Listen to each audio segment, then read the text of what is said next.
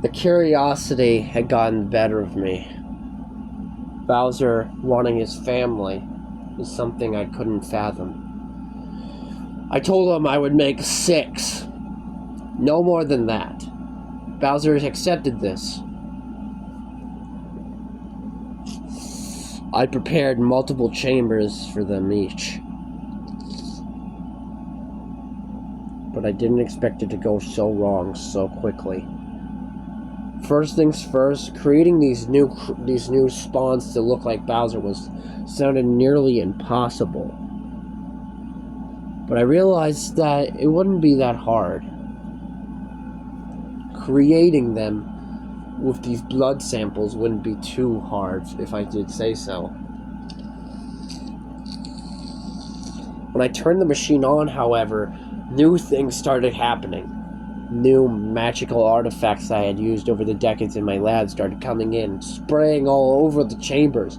I tried to shut it down, but it was too late.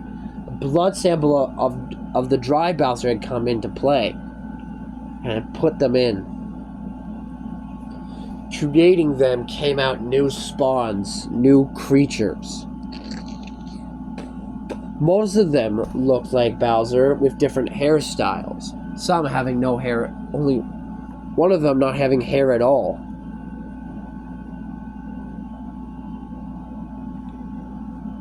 One with a blue wig. A buck tooth. A blue shell. With 3 spikes down the middle, 2 spikes on the right and 2 spikes on the left. 7 spikes in total on that one, and multiple other spikes on the others. There was one that was different from the others. This one was gray, and had a black shell. It had a star face on it.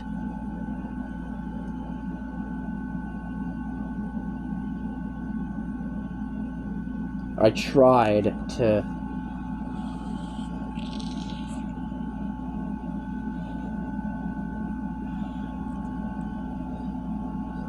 Once I was done, I took them all back to the chamber where Bowser is, and Bowser was delighted to discover the experiment had been a success. I told him this was the last thing I would do for him. That after this I was done. I would no longer continue my experiments. Bowser nicknamed them the Koopalings entirely. He named the wig one Ludwig von Koopa after a legendary piano player, Ludwig von Beethoven. Named another one Larry, Lemmy, Iggy, Roy, and Morton Koopa Jr. He explained that Morton Koopa Sr. was his brother, but he hadn't seen for a long time. He didn't know what happened to him. When I told the princess about the Koopaling, she was horrified. She asked to see them herself. Not out of hatred, but out of curiosity. When she saw them, she said they didn't look too horrible, but Bowser still looked hideous.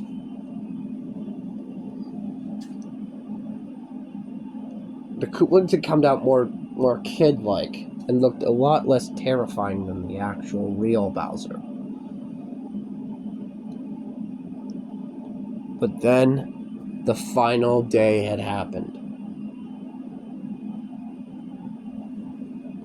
This chapter here, chapter 6, is the second to last chapter of this diary. I hope you understand what I did. I had to save myself. One day out of containment, something horrible had happened. When I came to check on Bowser one morning, I had discovered a dark secret. Bowser had done something crazy. He had broken out of his cell again, and I warned my assistants that Bowser was lurking around the cell once again.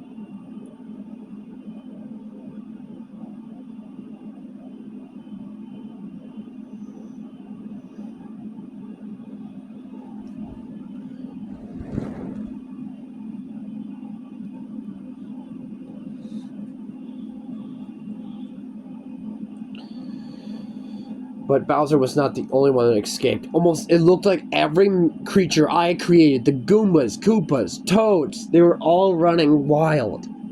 The Toads had actually already escaped, but every other creature, the Koopalings, Bowser, Dry Bowser, Donkey Kong, Diddy Kong, the Koopas, Goombas, Shy Guys, and every other anomaly that I had created was out.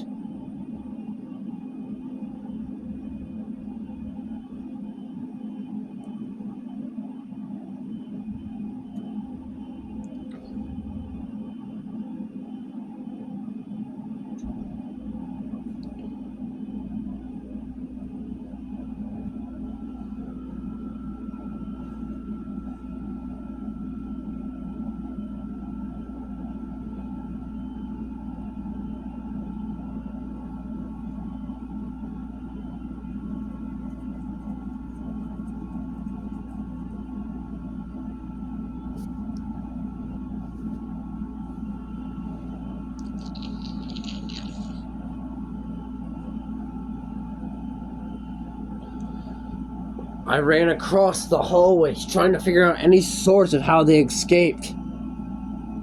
I realized I had made a huge mistake.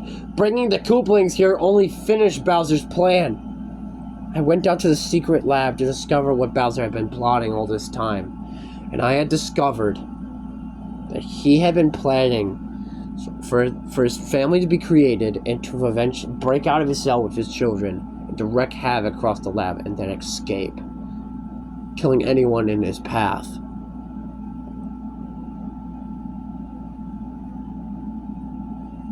The princess was coming today. I couldn't let her see this, but what was there to do? Donkey Kong was running rampant around here as well. He had snuck into my lab and was breaking everything. He charged at me, doing a roll attack. As I dodged out of the way, I ran out of the lab with him falling close behind me. He chased me all around the facility. And then across one hall, we discovered Bowser breaking out of one of the labs. He was holding one of my assistants by the throat. When he saw Donkey Kong, he crushed the life out of my assistant. And Donkey Kong and Bowser stared each other down. Donkey Kong beat his fist against his chest as he charged in, Bowser roaring before charging in too. I was able to skid out of the way of their fight. I looked inside the lab, and what I saw was shocking, horrifying even. Every single assistant or lab partner I had was dead. Throats slashed. Heads off. Limbs ripped off. Only Bowser could have done this. And I looked out, and I saw the monster I had created. And he was destroying Donkey Kong. Donkey Kong was holding his own, however, as he knocked Bowser back. They were evenly matched in power as their fists collided. I knew that I had to get out of here before others tried to attack. But where were the Koopalings? Diddy had joined the fight at this point and was fighting Bowser too before one of the Koopalings, Roy, had come in to fight Diddy. Roy showed incredible strength with his shell by using his spinning attack move. Having massive strength and fist power, he knocked Diddy onto the ground over and over, slamming him against walls as I made a run for it. I jumped out of a window of the facility and ran for my life. I told the princess what had happened. The princess decided that this was how it had to end. I had learned my lesson from all this ordeal, and I would never create another specimen again, but Peach wasn't done there. She said that the place had to be destroyed, so they couldn't, and the creatures had to die with it. Otherwise, there was a chance they would come back to get them. We called the National Guard, who called the U.S. base, who will prove the place being nuked. We made it from a safe distance, from a secret bunker in the Mushroom Kingdom, into the kingdom. As we heard the nuke go off, I knew there was zero chance any of them would survive. When we checked, once the coast was clear after the nuke and fallout had ended, they had confirmed that everyone inside was dead. Goombas were littered all over the floor, rotting flesh. Koopas too, Shy Guys, they were all dead. But they couldn't find any sign of Bowser or Donkey Kong or the Koopalings. However, they did find one of the Koopalings. Supposedly one of them was Iggy, but he had a rainbow hair.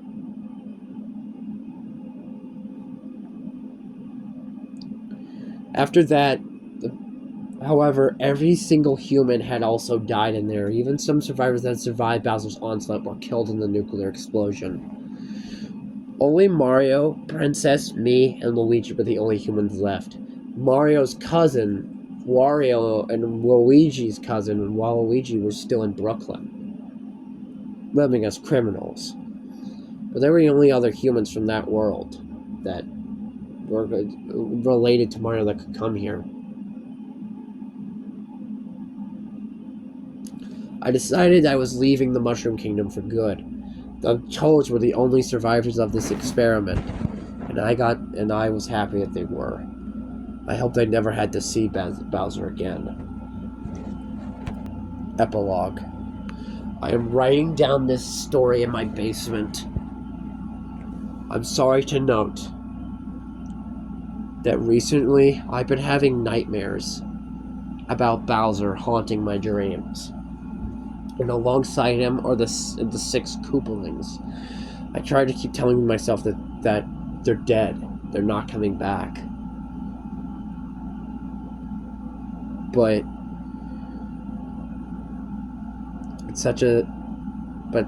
one day my nightmare came true one night. I had found a secret lab facility somewhere outside of the Mushroom Kingdom zone. I found this deep woods surrounding a nearby volcano rock, igneous rock. Reminded me of a dark place where no one would come looking for me. But someone had come looking for me. And that someone was most likely Bowser. I hear him now. He's trying to break in, and the Koopalings are with him. I don't know how he could have survived the nuclear explosion, but somehow he did. I don't have any way of contacting the princess or Mario about Bowser's supposed survival. I wrote this diary not to let you know about not only to apologize for my actions, but realizing I have doomed an entire kingdom's fate. I am one of the last surviving humans, and Bowser doesn't want any evidence being thrown against him. I'm assuming he will destroy the diary when he finds me, and most likely will end me. I heard glass breaking just a few minutes ago. He's inside with the Koopalings now. I think it's him and 3 others. And one of them has rainbow hair. But it doesn't sound like Iggy. It sounds like a younger voice. But how can that be another one with rainbow hair? But then I remembered. Lemmy had rainbow hair. Iggy didn't have rainbow hair. Then why did the one that looked like Iggy have rainbow hair then? And then it came to me. I remember seeing something in the lab before Donkey Kong had thrown me out. Bowser had made there was another Koopaling I had created. Iggy Jr. A decoy for Iggy to use. The decoy, the doppelganger, had died when the nuke had went off. The real Iggy had survived and had escaped with his dad. The real Iggy was still alive.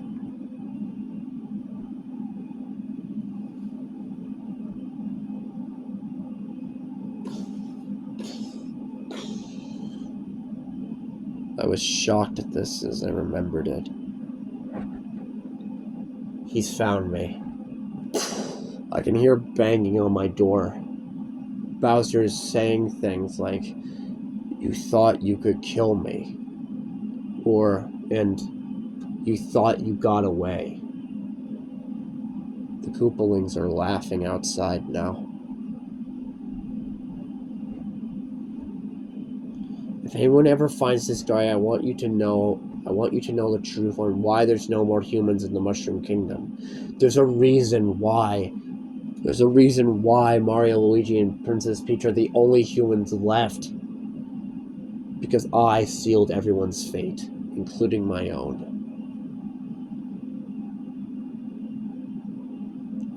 Bowser has gotten inside now. This is my final writing message. This is Dr. Totally Randall signing off. Extra epilogue. This is Bowser writing. Whoever reads this diary now, rest assured that you will be afraid. That I have come back. I did survive the nuclear explosion. And Mario, if you're the next one reading this, rest assured, I will be taking your precious wife, Princess Peach. Let the game begin. And that, everyone, was the Darklands experiment. This was a 6 or 7 chapter series plus epilogue. This was my first ever creepypasta I've ever made.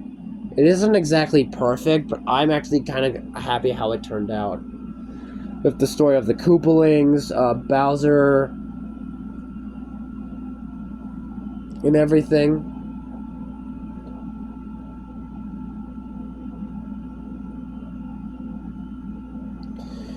Now, I know there are probably going to be some complaints, like it's not like as good as like all the other creepypastas out there. It's not supposed to be. It's just supposed to be this fan-made creepypasta that I made about how Bowser may have ever made. There's a possibility why there aren't many humans in the Mushroom Kingdom. Is that Bowser killed them all. And he continued this with killing off the Toads as well by turning them into bricks. There's also my creepypasta is sort of a contradiction to the theory that Bowser turned all the humans into blocks. Every block you see is actually a person. And that's what happened to all the people in the Mushroom Kingdom. There were more than just Mario, Luigi, and Princess Peach. But that's basically the end of the Darklands experiment. I hope you enjoyed this little sub-series about Bowser and everything. It's not perfect. Honestly, it's not perfect, like, at all. But I think